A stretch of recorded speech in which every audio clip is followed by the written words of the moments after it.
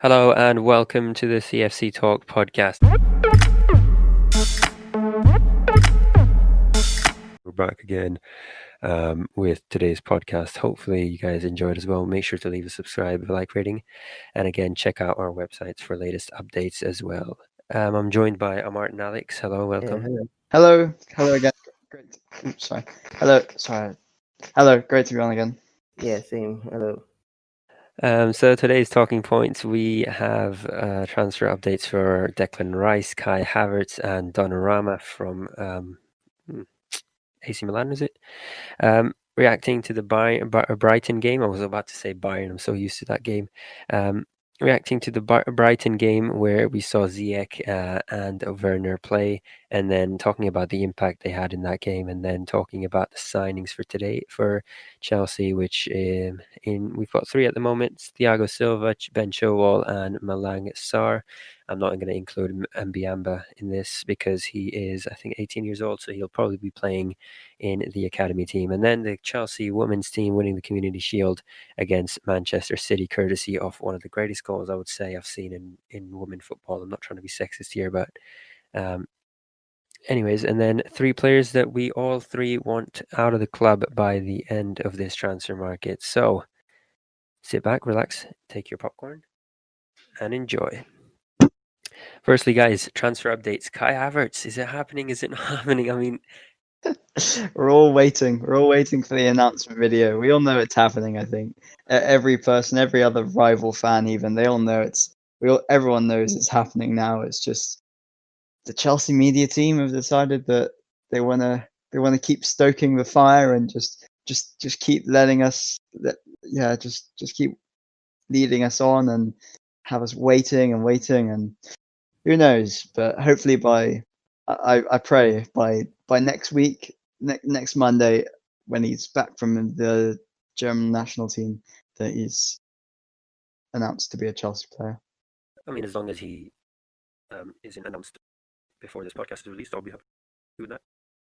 Amart, what do you think? Same. He's definitely joining us because Fabrizio has said it so many times. He has replied to so many. I think he's even getting fed up of people asking him about Kai Havertz news. He has said the famous "Here we go" so many times for Kai. I don't think I've seen him say it so many times for a player before, and so definitely he is coming. But it's like right now, I even think that Leverkusen and Chelsea's media pages, they just want their attention. They just enjoy people writing free Havertz on Leverkusen's page and then announce Havertz on Chelsea's page. They just enjoy it. They just enjoy it.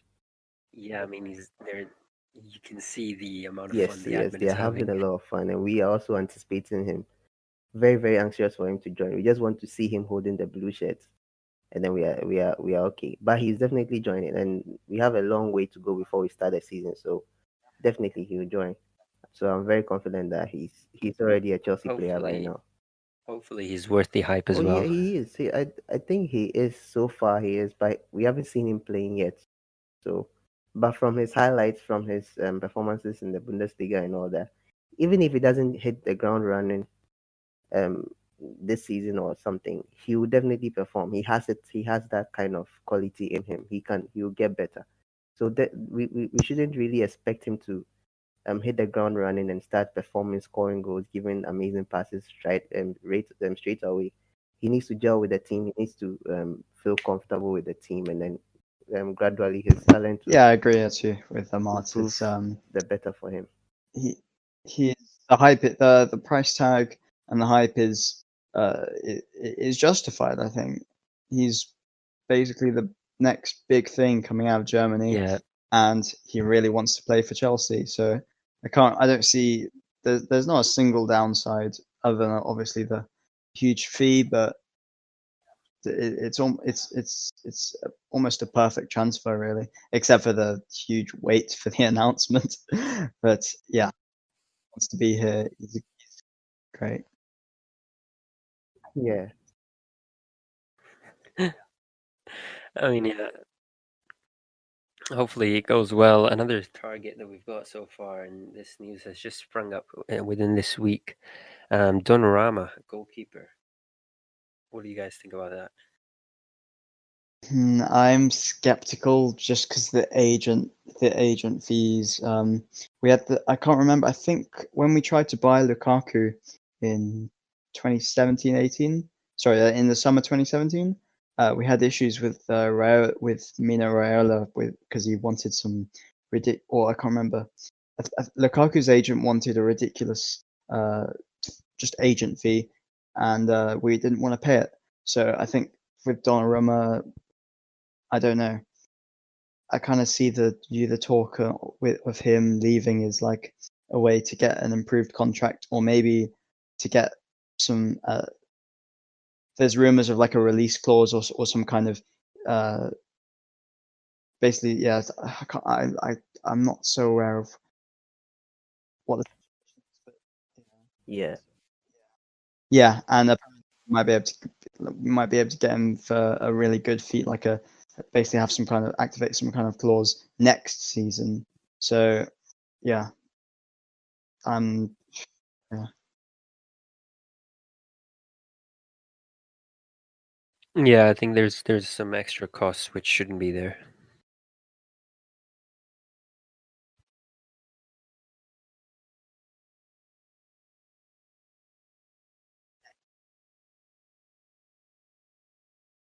Yeah. Amart, what do you think? Is he going to be beneficial, better than Kepa?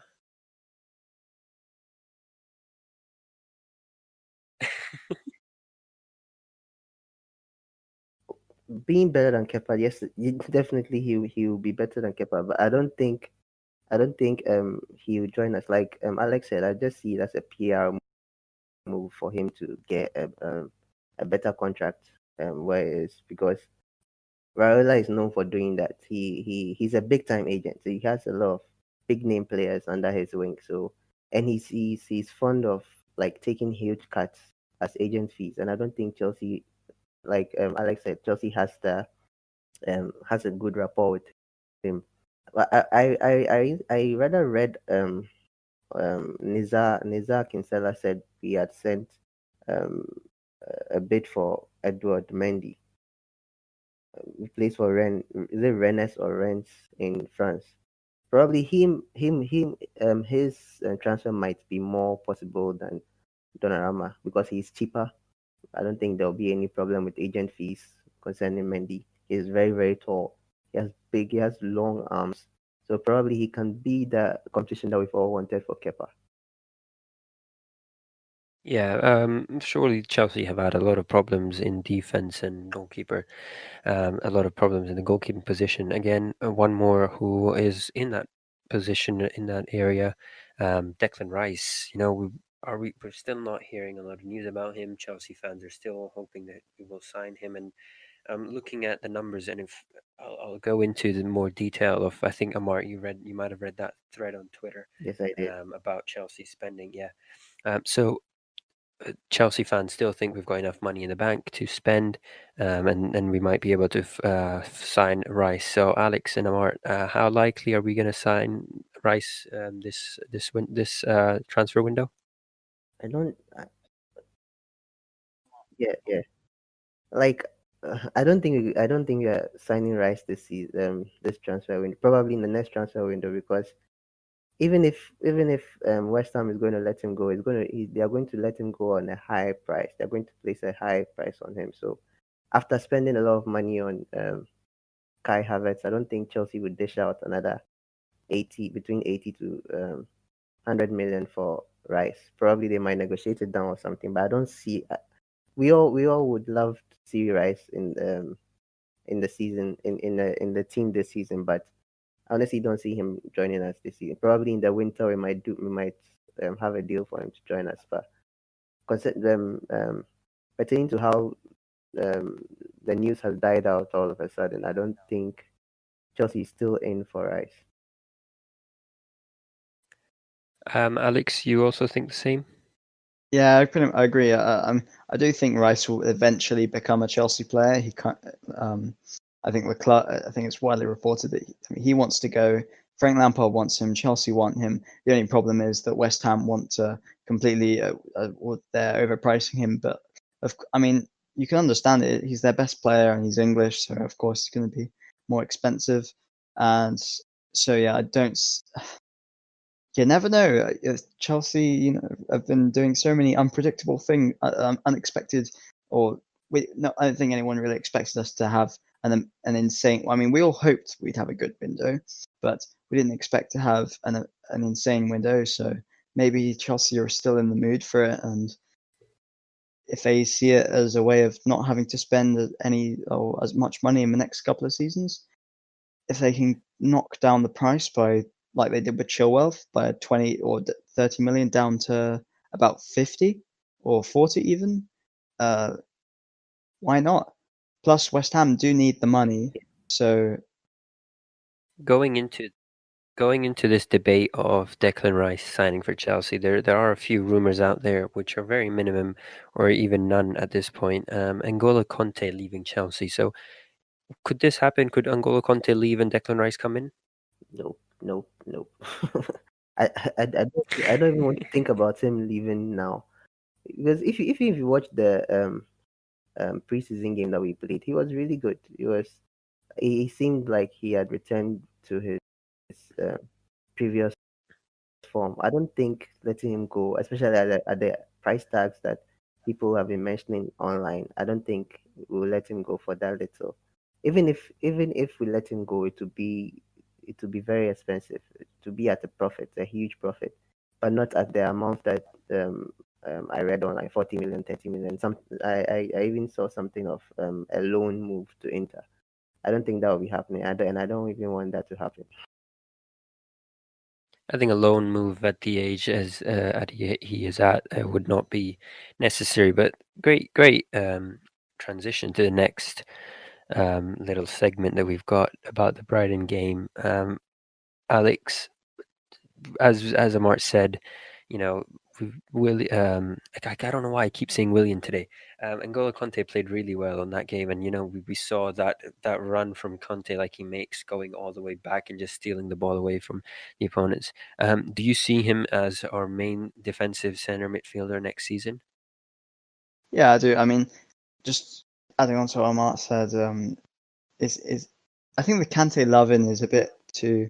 It is quite. I mean, yeah, there's a lot of Kante love at Chelsea, and I think Frank rates him Frank rates him as everyone else, as all Chelsea fans do, as a world class player. So I really don't. I see one of. I would be very surprised if one of Jorginho or Kante is sold, to make room for Rice. But yeah, in terms of being our CDM for this season, yeah, I do see it. And then perhaps maybe next summer, I can't remember. He'll be 30 or 31. I don't know how well he'll. I mean, it's the cliche of on FIFA when they hit 30 or 31, they decline all of a sudden. That may not be the case. That's probably not going to be the case with Kante, but well, I actually, mean, you never know. Kante's not been. He's been good. He's not been world class, I guess. So yeah. Just one thing I would like to mention to all the viewers. You do realize how many hours we put in the stats. We're even telling you the FIFA stats at this point. Yeah. I mean, it's realistic. I think Yeah. we should all expect Kante to be there, and yeah, it's Yeah, but as you mentioned, I think he's turning 30 or 31, and 30, Chelsea has a 30. history of just giving He's turning 30 next year. 30 next Yeah, year. So I just checked now. his contract, I think, expires in 2 years, if I'm not wrong, or 3 years, something like that. How long are we going to see him at the club? 2-3 years, just like Willian and Pedro? I think it all depends on his yeah. performances. If he's still not bothered with this little injuries here and there, we could see him at Chelsea for a long time, because I think so far as he's performing at the top level, he could be with us till he's probably 34, 35. He could. It's possible he could, if he still maintains his form. But if the injuries start coming up again and he starts missing a whole season, probably he might leave at the end of his contract. I agree. Sorry. Just going to that point, Amart, I think what you're trying to say, to summarize it, would be he would be the next Thiago Silva at Chelsea. Yeah, he could. He could be that person for us because he before the injuries, we all didn't think he was capable of going. He was capable of getting injuries in the first place. We all didn't think that. We all saw him as a long-term project or a long-term player. But when the injuries started coming, we started realizing that he was human. He wasn't a robot. And we were like, okay, then he needs to take it easy because we all didn't expect that. There are certain players that we don't expect them to go on injuries, like someone like Aspi. He was supposed to be a long term injury, and he returned for the Brighton game. So probably we just need to give Kante some time to regain back his form, and then hopefully he doesn't get any injuries anymore. Alex, your opinions on Brighton and just as a whole, I would ask you, how would you rate our performance on that game?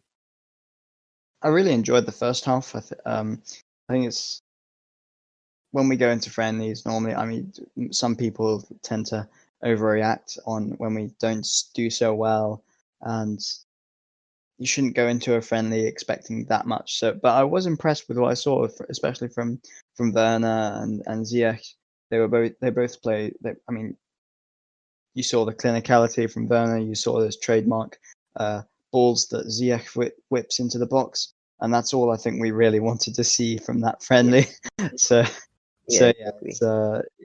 But then on the defensive side, could be better. Of course, Rudiger and Ampadu conceding not conceding penalties. But then again, we were making substitutions from about the 45th minute onwards. So I think expecting some defensive solidarity when when you're changing players every 5 minutes is a bit unrealistic. But I'm happy with what I saw. I think I even wrote on my notes, and I think I sent it to you guys as well when I said reacting to the Brighton game, and I said in brackets roasting Rudiger because of the penalty he gave away. Mhm. But you know, according to me in the Brighton game, I still think we were lacking a lot of defense. But overall, still a lot of work to do in defense. But then I also thought that we have two, or maybe even if you include Sar, three players who we've signed and that we can use in the season. So your opinions on that? Yeah, I agree. I mean, we shouldn't be expecting defensive improvements in immediately at the start of the season. I mean, Thiago Silva and Chilwell especially need to find their feet. They're gonna. I don't. I'd be very surprised if they come in and instantly stop make. Sorry, I'm not expecting them to come in and immediately we stop making mistakes. So they'll take their time to just get used to the team, get used to the way we play.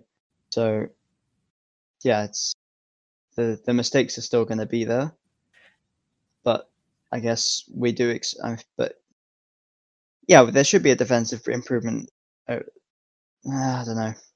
With Thiago Silva, you want basically what I'm saying is you want Thiago Silva to come in and kind of make a more immediate impact, whereas with Chilwell, it's Oh, more of a long term thing.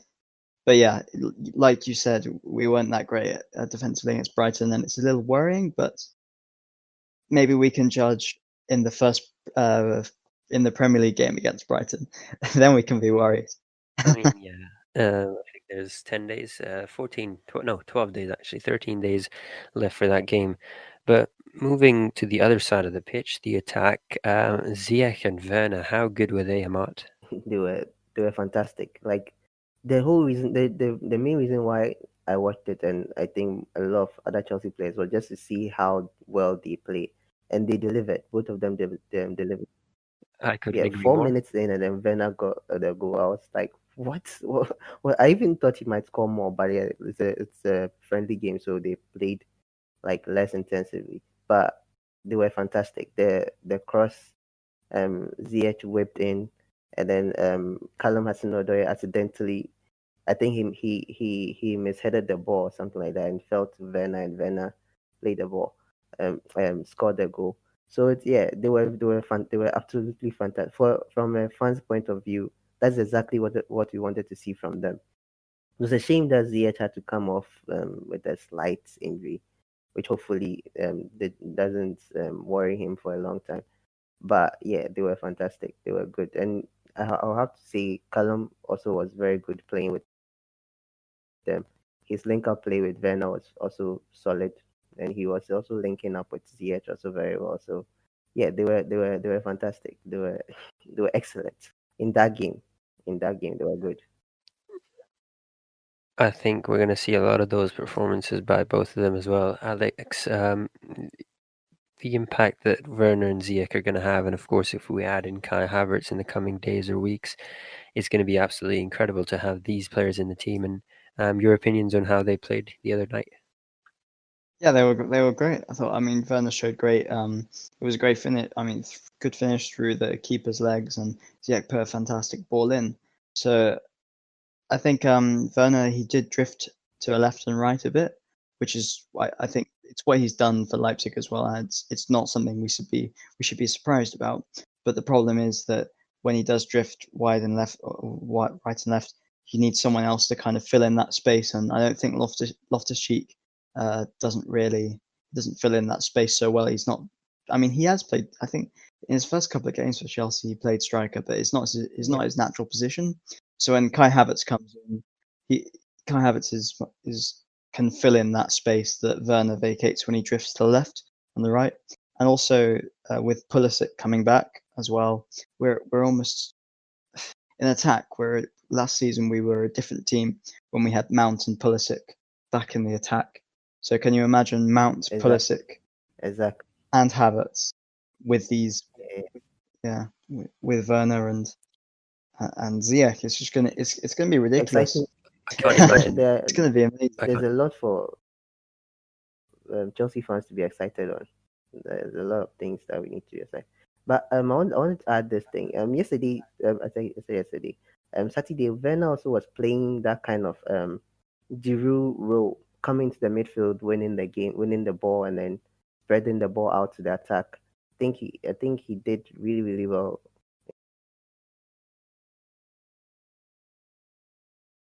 in that sense as well. Instead of just Amart kind of lost. waiting for passes to come through to. Yeah, we can. It's just I think it kind of Okay, then we I'll couldn't hear repeat what you myself. said in the last like 5 or 10 seconds. I was saying that I noticed that Werner was playing that kind of Giroud role, coming into the midfield to win possession and then spreading the attack.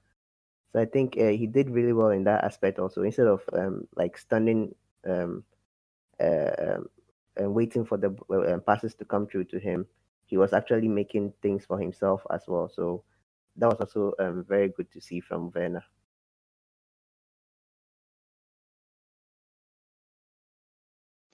They both have fun. I think one thing I didn't really realize until recently is the work rate of both Ziyech and Werner, especially Ziyech. I didn't ever, just my lack of I didn't expect Ziyech to be one to have that work rate in him, and apparently he does. So and it kind of showed in the game against Ziyech was even pressing all the way up to the like left wing as well. So and Werner of course with his work rate. So it's really good to Because see. it like to add to what you said, sometimes I even struggled finding them on the pitch because you see them at one place now and then they'll be at another place, and they were just all over the place, and they were good. They were really good.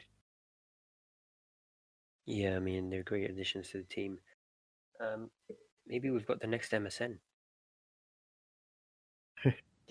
Honestly, I would not be surprised. Pulisic, Werner, Or Ziyech. instead of MSN, it's like, yeah. Can we get some ultra big acronym with Mount, Havertz, Werner, Pulisic, and Ziyech somehow? Just replace every banner I at bet just Stamford Bridge. Yeah, I think our main attackers will be Pulisic, Werner, and Mart. So you need to make an acronym for them. I think once the season gets on, we'll be able to more familiarize with them and then see which three play regularly and add them as our. We're still waiting for a podcast starting with. We've got Ziyech. Sorry, not Ziyech. We've got Kai Havertz. But for now, we've got three more signings: Silva, Chohan, and Sarr. How are they going to affect our defense, Amart? Silva, I think we've spoken about Silva a lot here. Silva is definitely a good addition to our side, and it's just very very like I'm just very happy that we finally got him along with Chilwell and Sa. Sa will be going on loan, right? He won't be playing this season. He'll be going on loan. So like Yeah, I would expect that. yeah, so I think that will solve the problem I mentioned, I think, on the previous podcast about Thiago Silva leaving a hole in defense when he leaves. Like when he leaves, probably Sam might be ready to take on that position in the defense. So it solves that. If Silva stays for like a year or two, when he goes, we have a perfect replacement in Sa. I watched a little. To be honest, I didn't know anything about Sa before he joined. He's the one and out of the three that I didn't know anything about. So I had to go and read on him, and I had to check highlights. And the highlights I saw, it was impressive. Apparently, his former team wanted to keep him on, wanted to give him a new contract, but he didn't want to sign a new contract. He preferred being a free agent so that he might join another team. So yeah, he's a good player. Chilwell too. We also know is Lampard's number one. So we are all backing him at this point. We know what he can do and we know what he can do. So we hope he improves on his performances last season, because last season it wasn't anything to write home about. And so yeah, we're all backing Joel to do really well for us next season.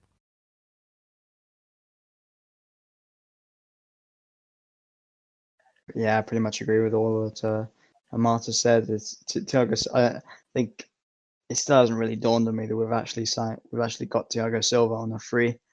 I mean, when you're 35 years old and that you're playing and you play the whole Champions League final and you're probably your team's best player at 35 years old, I think that really speaks hugely of the player. So yeah, I think he's absolutely going to improve the team, and I'm really really looking forward to him coming in. He's quite a leader too, so yeah, it's really good to have more of those leader type characters around the team. It's going to really improve. Just going to make everyone better. Really, everyone's going to be spurred on to perform better. And on the other two, Chilwell, of course. I mean, not many Chelsea fans probably are really hugely keen on Chilwell, but he's. I think we sometimes forget that he's only 23 years old, so he's still got a lot of room for improvement. But he will. I fully trust in him to improve. Plus, of course, he's Frank's main. Frank's absolutely sorry. He's Frank's main target. Frank has really wanted him from the start. From about what I think the rumors started coming up in January or even before that. So happy that Frank's got his main man, and then Sarr is absolutely one for the future as well. On a free is really good business. He's 21 years old. Yeah, he's played in in the French league for about 100 times, and he's had some Europa League appearances. It's pretty good experience for a 21-year-old. So he's definitely one for the future. But at the same time, I don't see him as being the. I just think after Thiago Silva leaves, we're going to have to spend a ridiculous amount of money on a hopefully a good centre back, and I'm not sure if Sarr fits that. But that doesn't mean that he doesn't have a place in the team. Yeah, I mean, talking about the future, we have to talk about next season. Chelsea Women's Community Shield winners. What do we think about that, guys? What a goal that was, by the way. Yeah, it was. Was it England or Right. I can't, yeah, there was a great goal into top right, top left corner. Sorry, I think. Yeah, there was. You see quite a few. They score quite a few bangers. They score more goals from outside the box than the men's team. Yeah, it's true. Yeah, I mean, it was a fun game. yeah, I mean, I watched the match and I was like, wow, they've played really well, and hopefully we can get some women's trophies as well next season, with some successes in the men's team as well. Amart, I think you're going to say the same points as well for that. Yeah. I think we were the best team in the whole throughout the whole 90 minutes, we're the best team. I think we would have scored more if it wasn't for the missed chances from some K. I think she missed about 7 or 8 chances. It was shocking. It was surprising how many chances she kept missing on and on and on. It wasn't like City were defending um, at their best. There was a lot of space in there were a lot of gaps in their defense that we could have taken advantage of because Sam Kerr was behind that defense so many times. She got through that defense so many times, but she just missed a lot of chances. So probably the only way we'd have scored was that absolutely fantastic strike from Millie Bright. I didn't expect that strike to come in. To be fair, because of the way we're playing, I thought we were just passing into the penalty box and trying to get something going. But she just came up with a wonderful strike, and we took the lead. And then Erin Cuthbert added the second goal, which was fantastic. We could have beaten them by about 5 goals. But yeah, we still won, and then we got the win. We won the trophy. Call it the first trophy of the season or a charity match we have won. And we can hopefully see both the women's and men's team next season win a lot of trophies as well.